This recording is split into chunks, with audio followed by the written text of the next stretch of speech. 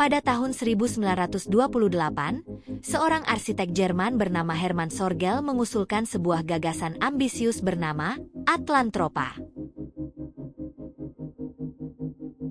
Proyek ini dirancang untuk mengubah wajah benua Eropa dan Afrika dengan cara yang belum pernah terpikirkan sebelumnya.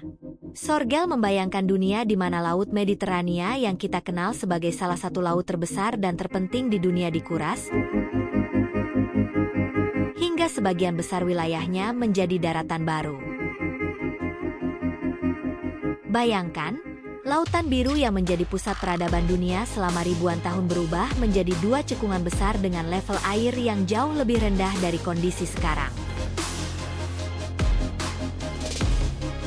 Menurut rencana Atlantropa, bagian barat Laut Mediterania akan diturunkan hingga 100 meter.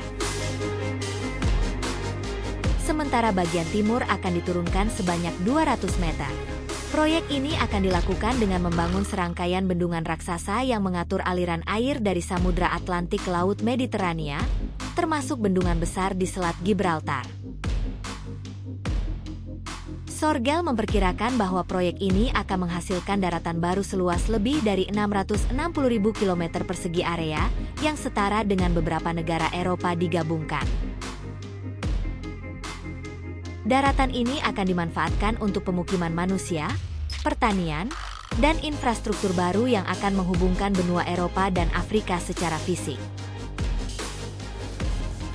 Dalam visinya yang spektakuler, Sorgel melihat kesempatan untuk menyatukan Eropa dan Afrika menjadi satu superbenua.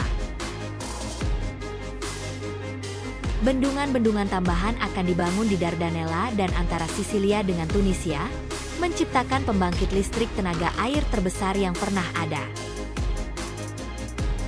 Energi melimpah ini akan menggerakkan industrialisasi masif di kedua benua.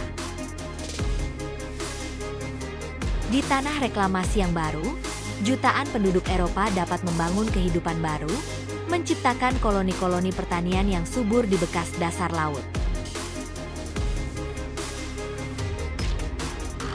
Para insinyur akan menghadapi tantangan teknis yang belum pernah terjadi sebelumnya. Bendungan Gibraltar akan menjulang setinggi 1.000 kaki dan membutuhkan material konstruksi lebih banyak daripada seluruh piramida Mesir digabungkan. Sistem kanal dan waduk kompleks harus dibangun untuk mengairi daerah-daerah yang kehilangan akses ke laut. Kota-kota pelabuhan kuno seperti Venesia dan Genoa akan terisolasi jauh dari garis pantai baru, membutuhkan infrastruktur transportasi yang sama sekali berbeda. Namun di balik ambisi teknisnya, Atlantropa juga memiliki tujuan politis yang kontroversial.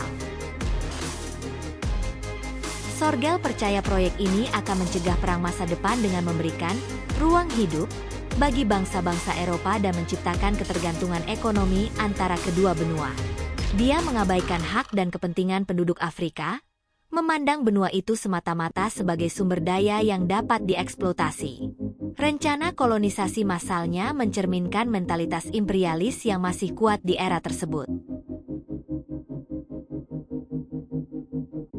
Meski Sorgel menghabiskan hidupnya mempromosikan Atlantropa melalui buku, pameran, dan lobi politik, proyeknya tidak pernah mendapatkan dukungan serius.